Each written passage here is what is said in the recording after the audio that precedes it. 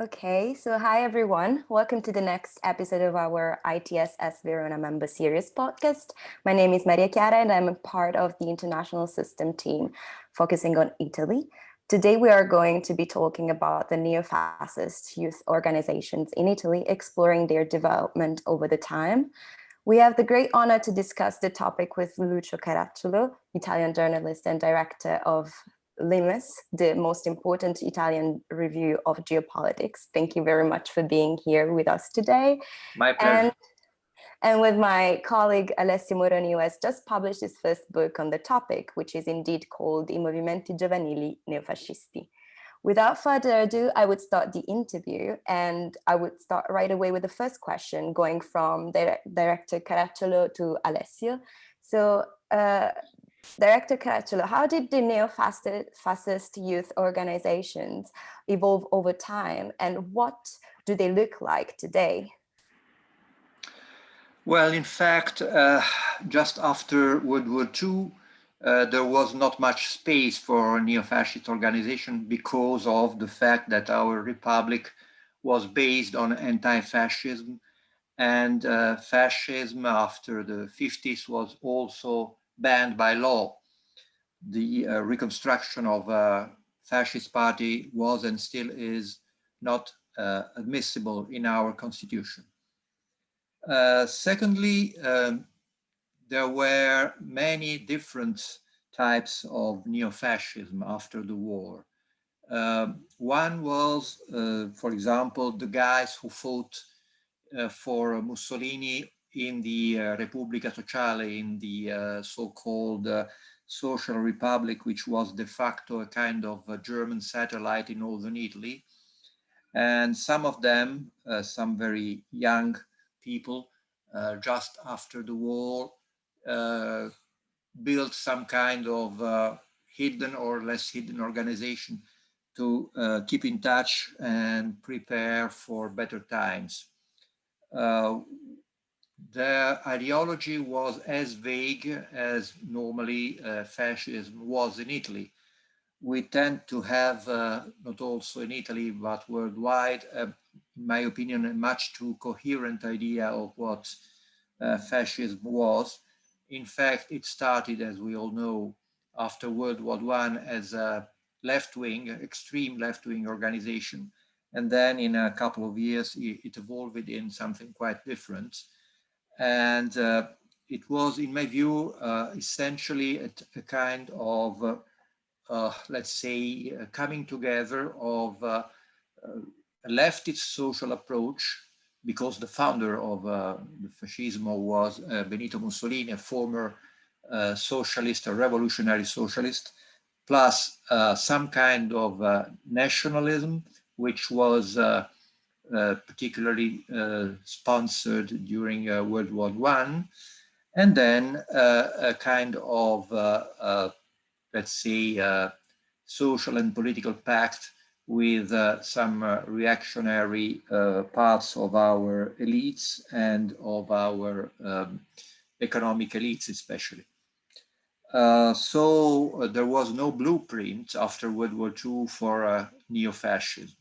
And we had, for example, neo-fascist organizations which were in touch with communists and I would say, in any case, a leftist organization and vice versa, because Togliatti, the leader of the Communist Party who came back from the USSR to Italy in 1943, was interested in trying to put together some kind of alliance with some fascist groups. If you look at the biographies of the first communist leaders in Italy, a good amount of them came, in fact, from, at least culturally, but also politically, the Partito Nazionale Fascista, the National Fascist Party. Then there was, I would say, a kind of evolution to the far right, especially after 47, 48, when it was very clear that Italy was shifting from an anti-fascist coalition to some kind of moderate, centrist, to some extent, clerical majority, which was, in fact, kind of Italian political version of the position of Italy in the Cold War, namely under some kind of American protectorate and with an explicit Vatican blessing. And so the Movimento Sociale Italiano and the different organizations, for example, the university organization of FUAN, etc., for example, were very blunt in advancing our national agenda after the humiliation of the peace treaty of 47. For example, one of the main issues at stake was the issue of Trieste, which was de facto sometimes in competition with the Yugoslav and under an allied administration.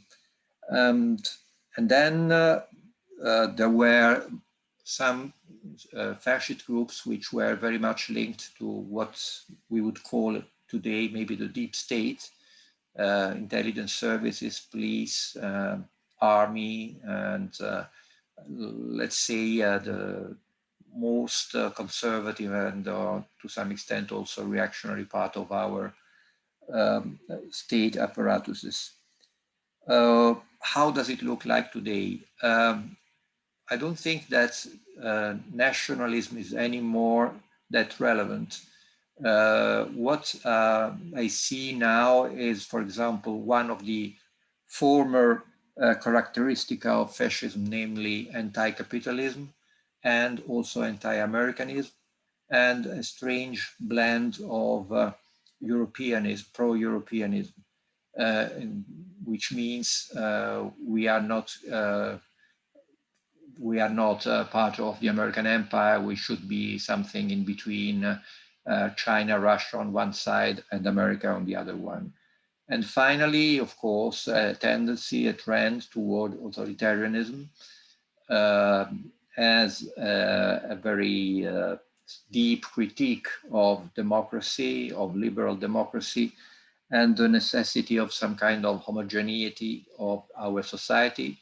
So anti-migration, pro-Italian first, and all those kind of ideals which are related to some degrees of xenophobia or even sheer racism.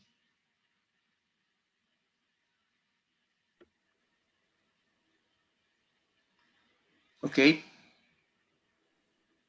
Yes, Alessio, what do you think? Thank you very much, Director, for your intervention. Thank Alessio, you. the floor is yours. The most important thing to talk about it about neo-fascism youth organizations is the fact that there wasn't just one type of neo-fascism.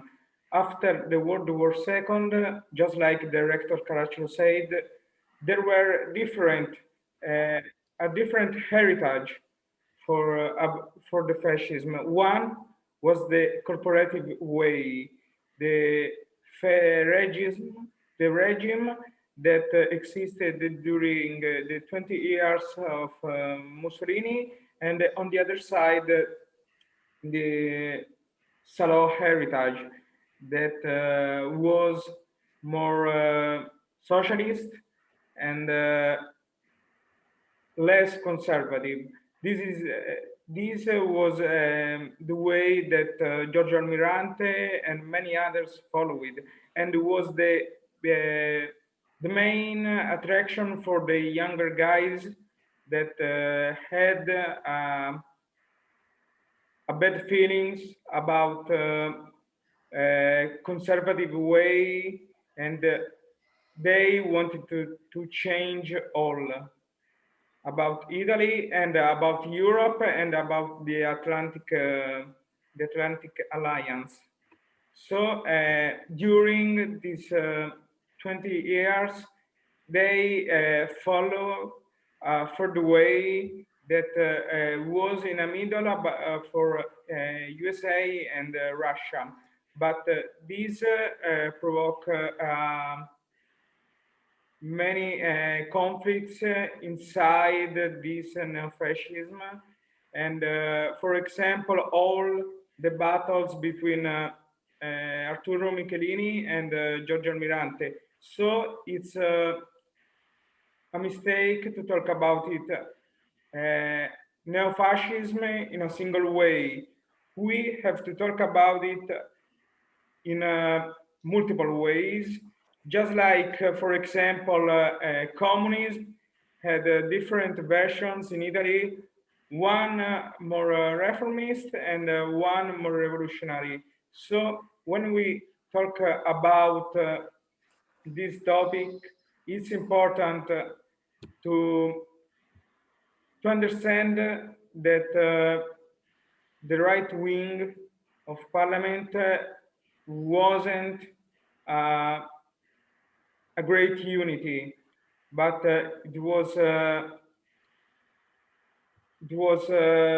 fragmentation, and it was very complex to understand. Thank you very much. It is very interesting to look at the evolution of the movements throughout the time. Yeah, my questions will be much more focused on what is going on today, what happened to these movements. And so since you with your thoughts, you arrived till our days, I was just wondering, why do you think we still have this kind of organizations nowadays, and like the feelings behind them? What is motivating the existence of these movements nowadays? So I will go to the director again first, and then Alessio. Thank you.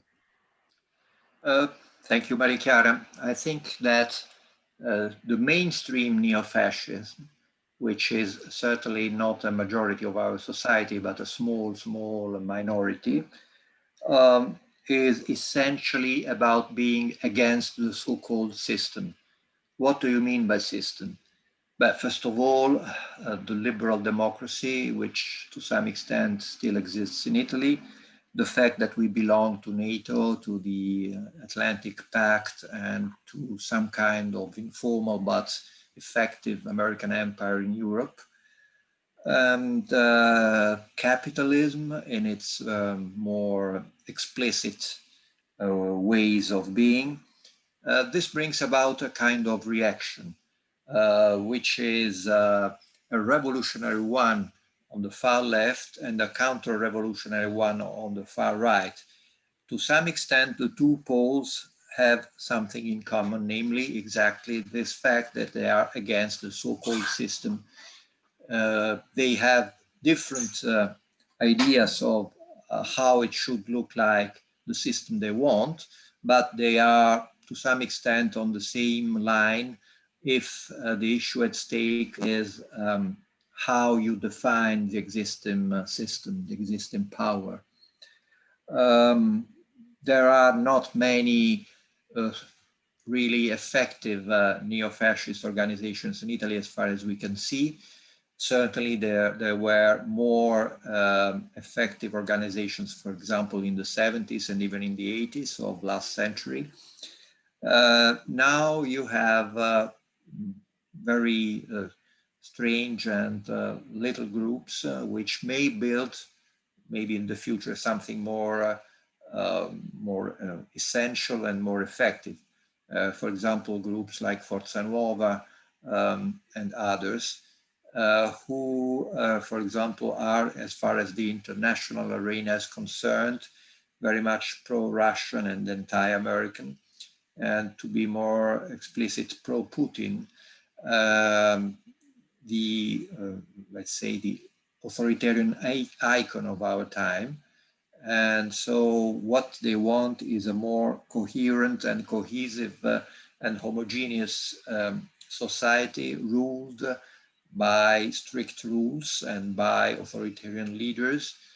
Their aim of this organization is to protect our so-called civilization.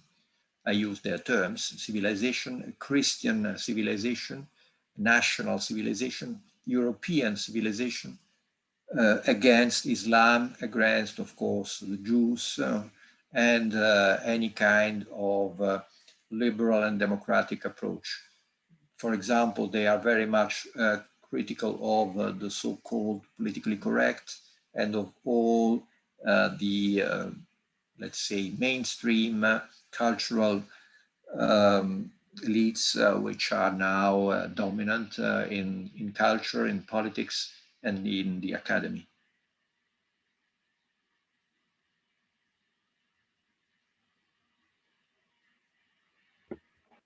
Sorry, microphone. I think, first of all, that history doesn't repeat itself. So think about it, about neo-fascism today.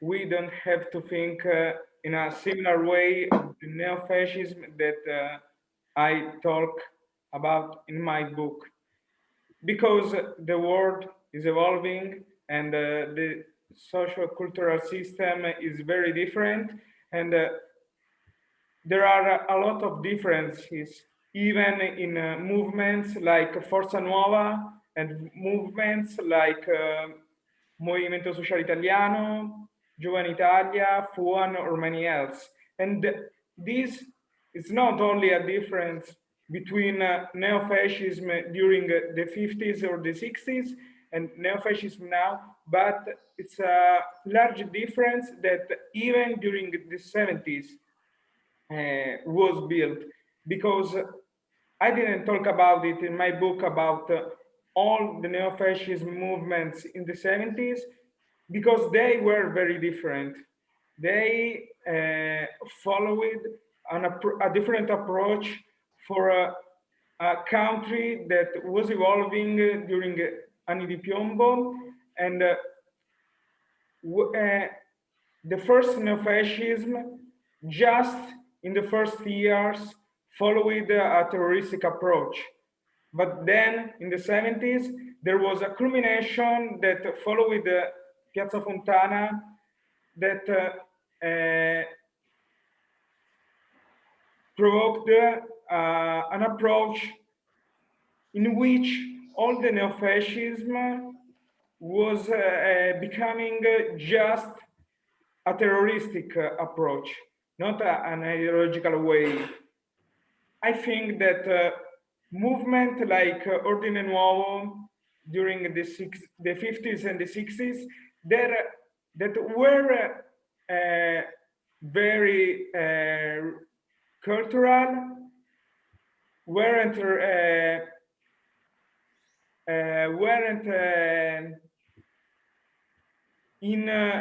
weren't strong in the 70s, because all the young boys and all the neo-fascists just wanted to fight in the streets and put terrorism away in the political mainstream.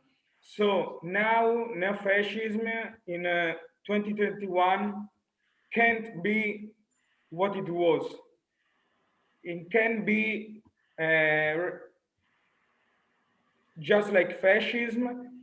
I listen usually about all the movements that recalls fascism, even in the newspaper.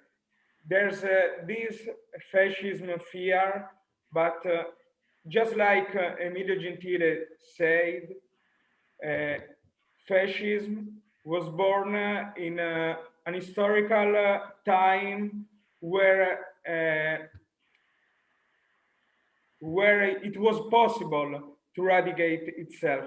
So now I don't think that fascism or neo-fascism could be a big party.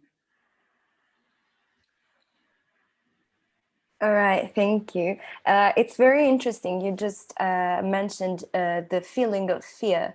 So I wonder, like according to what you both just expressed as your thoughts, I wonder, despite the fact that the movements might have muted, might have become smaller than than they used to be. How do they affect today's society and politics? Because as we said, they might be smaller, but they still exist. And Director, you mentioned the anti-constitutional feature of the matter. So should we be worried about the fact that anyways, even if smaller, these movements still exist in our society nowadays and might have an impact? And if so, what kind of impact do they have? Thank you. We should fear any kind of, sorry, I'm sorry. We should fear any kind of violent movement. We didn't speak about that up to now. I think that one of the essential features of fascism is the use of violence to affirm uh, their ideology and their way of life, their views on politics. In fact, fascism was born by World War One, and I think that a sense of neo-fascism is impossible in Italy unless we precipitate in World War III, which I think is not very probable in the near future, at least. So violence, that is the main problem. You can have any kind of different conversation with different people and political movements in a peaceful framework. But if you don't agree to that, if you think that you are the truth and you have to heal the world and you have to bring about a new society, a new world, a kind of new man, as Mussolini himself stated many times, is something which not only is not acceptable, but it doesn't have many possibilities of being successful in our society. Also because, don't forget that we Italians are getting older and older, and the young people which built the bulk of the fascist movement in the 20s were very young and former soldiers and former arditi and other kinds of guys who fought in the war and felt simply underestimated and undertreated during the post-war period. Um, yes, in any case, we should be worried because we never know, because when a society is in a time of crisis, and as to some extent we are in Italy, anything could happen. But at the same time, I think that this is not an imminent threat. Yeah, I totally agree with Director Caracciolo when he say that we have to fear all the things that could provoke a risk for our liberal democratic system. And it's the truth when he say that the fact that Italian people are becoming older and older, in one way, it's a positive way, because just like Huntington said in Clash of Civilizations, uh, only the younger country with young boys and young girls could have the power to provoke a revolution. And this is uh, very similar to Italian case during the fascism, because the Italian middle age was very low, and I think that we don't have to fear a return of fascism, but we have to fear about what all the things that were eradicated in the fascism and that are in our society yet. I think about racism, I think about sexism.